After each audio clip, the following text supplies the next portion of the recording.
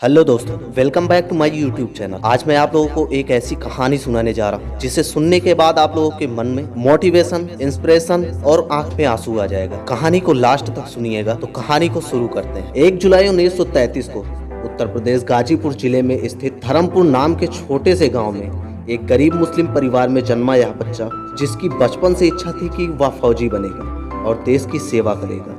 उनके पिता का नाम मोहम्मद उस्मान था। उनके यहाँ परिवार की आजीविका को चलाने के लिए कपड़ों की सिलाई का काम होता था, लेकिन उस बच्चे का दिल सिलाई के काम में बिल्कुल नहीं लगता था। वह अपनी दादी से कहा करते थे, मैं फौज में भर्ती होऊंगा।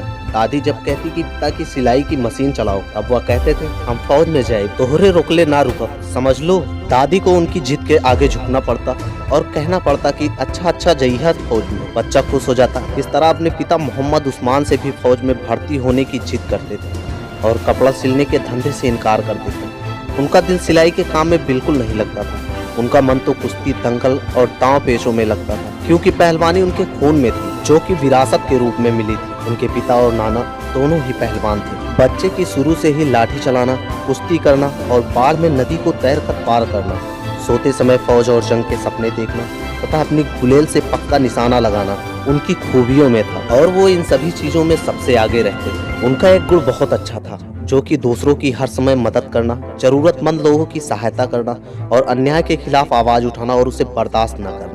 ऐसी ही घटना एक बार उनके गांव में हुई, जब एक गरीब किसान की फसल को जबरदस्ती वहां के जमींदार के लगभग 50 गुंडे काट ले जाने के लिए आए थे। तब उनको इस बात का पता चला और उन्हें यह बात बर्दाश्त न हुई और उन 50 गुंडों से अकेले ही भिड़ गए, जिसके कारण उन सभी गुंडों को भागना पड़ा और उस गरीब किसान की फसल बच गई। एक बार तो अपने प्राणों की बाजी लगाकर गांव में आई भीषण बाढ़ में डूबती 2 युवतियों की जान बचाई और अपने साहस का परिचय दिया। 21 वर्ष के इस लड़के ने जीवन यापन के लिए रेलवे में भर्ती होने के लिए कहा, परंतु उनके संस्कार उन्हें प्रेरित कर रहे थे सेना में भर्ती होकर देश सेवा के लिए। अतः उन्होंने एक सैनिक के रूप में 1954 में अपना कार्य प्रारंभ किया। 27 दिसंबर 1954 को ग्रेनेडियर्स इन्फेंट्री रेजिमेंट में शामिल किए गए इस लड़के का नाम अब्दुल हमीद था। जम्मू कश्मीर में तैनात अब्दुल हमीद पाकिस्तान से आने वाले घुसपैठियों की खबर लेते हुए मजा चखाते रहते थे। ऐसे ही एक आतंकवादी डाकू इनायत अली को जब उन्होंने पकड़वाया तो प्रोत्साहन स्वरूप उनको प्रोन्नति देकर सेना में लांस नायक बना दिया गया। 1962 में जब चीन ने भारत की पीठ में छुरा भोंका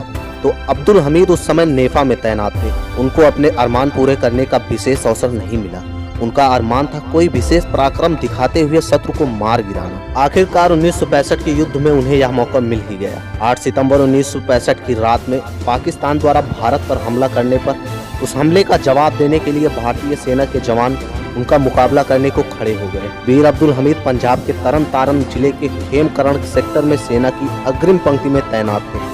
पाकिस्तान ने उस समय के अपराजय माने जाने वाले अमेरिकन पैटर्न टैंकों के साथ खेमकरण सेक्टर के असल उताड़ गांव पर हमला कर दिया। भारतीय सैनिकों के पास ना तो टैंक थे और ना ही बड़े हथियार, लेकिन उनके पास था भारत माता की रक्षा के लिए लड़ते हुए मर जाने का हौसला। भारतीय सैनिक अपनी साधारण 303 राइफल और LMG के साथ पैटर्न टैंकों का सामना करने लगे। हवलदार वीर अब्दुल हमीद के पास गन माउंटेड जीप थी, जो पैटर्न टैंकों के सामने मात्र एक खिलौने के समान थी। वीर अब्दुल हमीद ने अपनी जीप में बैठकर अपनी गन से पैटर्न टैंकों के कमजोर अंगों पर एकदम सटीक निशाना लगाकर एक एक कर टैंकों को ध्वस्त करना प्रारंभ कर दिया। उनको ऐसा करते देख अन्य सैनिकों का भी हौसला बढ़ गया और देखते ही देखते पाकिस्तान फौज में भगदड़ मच गई।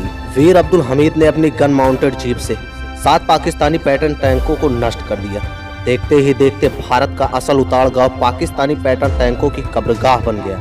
लेकिन भागते हुए पाकिस्तानियों का पीछा करते हुए वीर अब्दुल हमीद की जीप पर एक गोला गिर जाने की वजह से वे बुरी तरह से घायल हो गए और अगले दिन 9 सितंबर को वो वीर गति को प्राप्त हो गए। दोस्तों, वीर अब्दुल हमीद की कहानी आपको कैसी लगी? कमेंट बॉक्स में कमेंट करके जरूर बताएं और ऐसी ही और भी मोटिवेशनल स्टोरी के लिए हमारे चैनल को सब्सक्राइब जरूर करें। मिलते हैं ऐसी ही और एक वीडियो के साथ। जय हिंद, जय भारत।